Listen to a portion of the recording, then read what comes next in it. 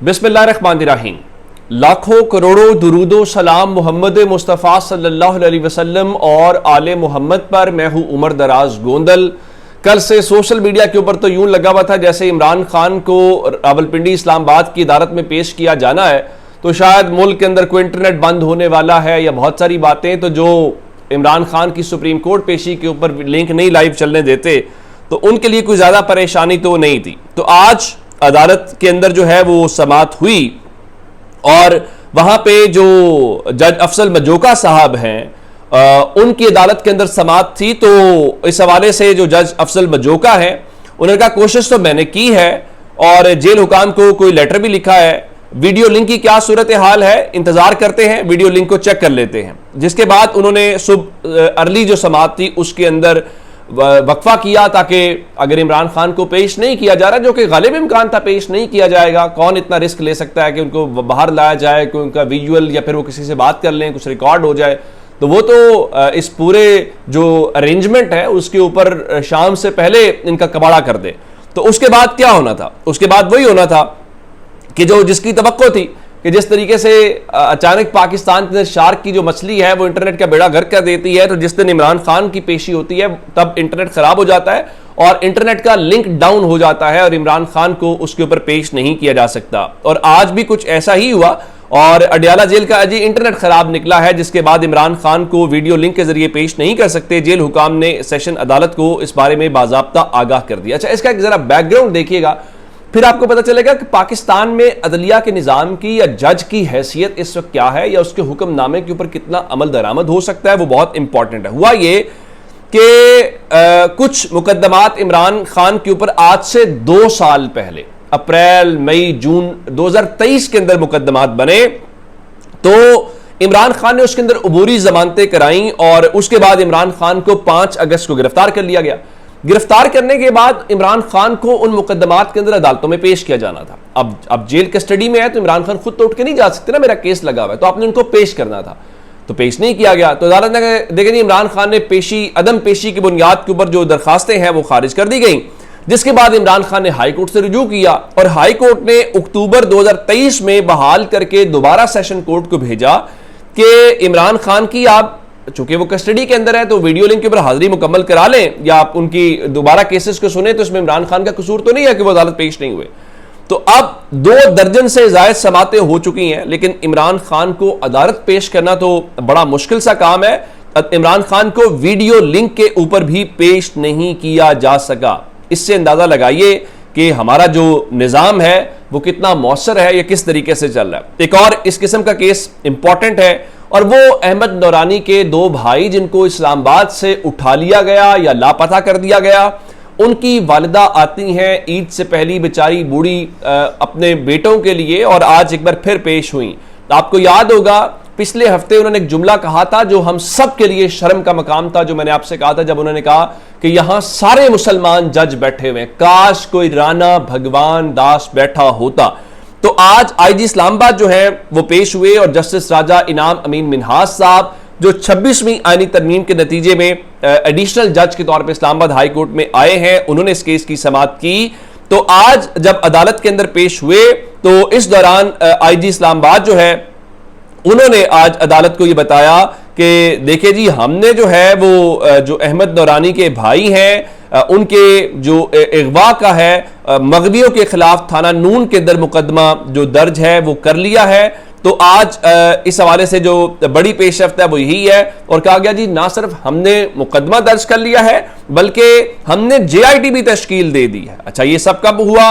उनका जी हमने special investigation team बना दी है, उसकी मुकम्मल तफ्तीश शुरू हो गई है और वो हर एंगल से तफ्तीश कर रहे हैं। अली नासिर रिजवी ने ये अदालत को बताया।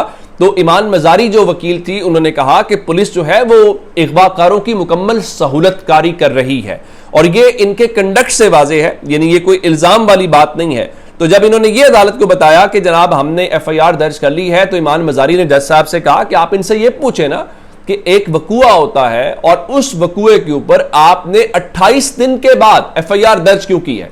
अगर आप फौजदारी के मामलात को जानते हो, क्रिमिनल ऑफेंसेस को जानते हो, तो अगर किसी कोई वकूआ हो जाए उस वकूए की जितनी FIR लेट दर्ज की जाएगी आप उस वकूए को खराब करने वाली बात होती है। तो उन्होंने कहा इनसे ये पूछे कि इन्होंने ये क्यों किया है। तो अब अंदाजा करें कि आज 15 तारीख है और आईजी साहब क्या बता रहे हैं। उनके जी देखें जी, वो ना हमारी 14 अप्रैल को जो टीम है वो बनी है और जीआईटी को तश्कील के लिए वजारत दाखिला को लिख दिया है और 2 सूबों की जो अथॉरिटीज है हमारे साथ कोऑर्डिनेशन में, यानी आज उन्होंने अदालत में पेश हो रहा था और कल उन्होंने कहा वो हमने जीआईटी बना दिया। इस तरीके से अदालती निजाम के हवाले से प्ले किया जाता है। फिर जस्टिस इनाम अमीन मिन्हास को चूंकि उन्होंने कहा था कि उनके नंबर जो है वो वहां इलाकों के अंदर ऑन दिखाई दिए, उसके बाद बंद हो गए, तो उस वक्त भी इमान मजारी ने कहा था पैटर्न यही है। उन्होंने फिर खुफिया इदारों के बाकायदा नाम लिए थे अदालत के अंदर।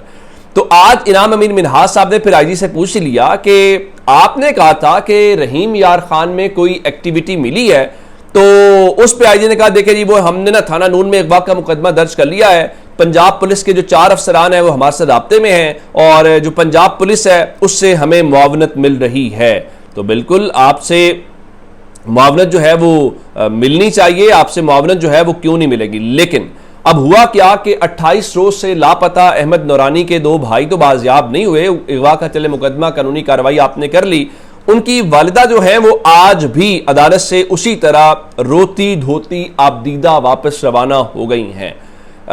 एक मौके के ऊपर वो इस्लामाबाद हाई कोर्ट में रो पड़ी और उन्होंने कहा कि मेरा एक बच्चा 30 साल का है, एक बच्चा 38 साल का है, केस को इस तरह हैंडल किया जा रहा है जैसे दोनों बिल्ली के बच्चे थे और उनका कि यूं किया जा रहा है जैसे उनका कोई वाली वारिस नहीं है और अगर ये किसी बड़े शख्स के बच्चे होते तो पता चलता। यानी आज उन्होंने दूसरा जुमला, ज़ाहिर है ये अदालत को या इस निज़ाम इंसाफ को शर्म दिलाने वाली बात है कि जब जज के सामने कहें कि काश कोई मुसलमान जज आज ना होता, जब वो कहें कि कोई बिल्ली के बच्चे, यानी ये हमें समझ नहीं आएगी। किसी सिविलाइज सोसाइटी के अंदर ये बात की जाए तो उन्हें समझ आएगी कि वहाँ पे बिल्ली के बच्चों के भी हुकूक होते हैं, उनका भी ख्याल रखा जाता है। ये अलग बात है कि इस सरजमीन बेआइन पे अमली तौर पे जो बनी हुई है वहाँ पे इंसानों के हुकूक नहीं है या उनके साथ ये तज़हीक की जा रही है। अच्छा, एक और आप हैरान होंगे कि आज इमाम मजारी ने दौरान समात जस्टिस इनाम अमीन मिन्हास से ये कहा कि आपने गुज़श्ता समात पर कहा था कि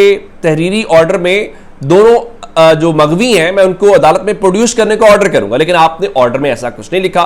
तो आप यूं करें कि आज के ऑर्डर में प्रोडक्शन का लिख दें। तो जस्टिस इनाम अमीन मिन्हास ने कहा पहले ना दोनों भाइयों के वेयर अबाउट्स के बारे में मालूम हो जाए तो मैं फिर प्रोडक्शन ऑर्डर जारी करूंगा।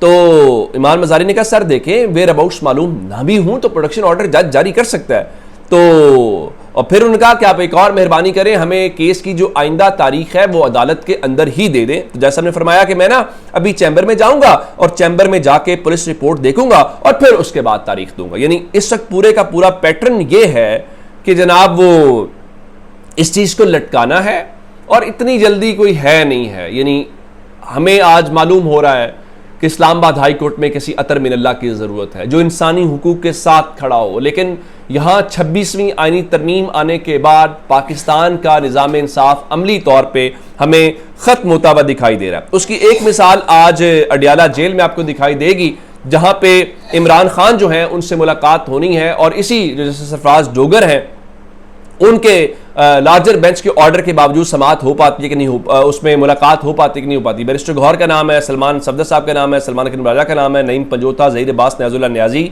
ये आज 2 बजे मुलाकातें हैं और बताया गया कि कल गंडापुर साहब की मुलाकात होनी थी, कल वो नहीं हुई। तो इम्कान यह है कि उनकी मुलाकात भी आज इमरान खान से मुतवक्के है। तो लार्जर बेंच को उससे अंदाजा हो जाएगा कि सुपरिटेंडेंट अडियाला जेल भी आपका ऑर्डर नहीं मानता, तो बाकी कोई एजेंसीज IG या फलां वजारत दाखिला या फलाना वो क्या इस बॉदर करेगा। अपना बहुत सारा ख्याल रखिएगा। खुदा हाफिज।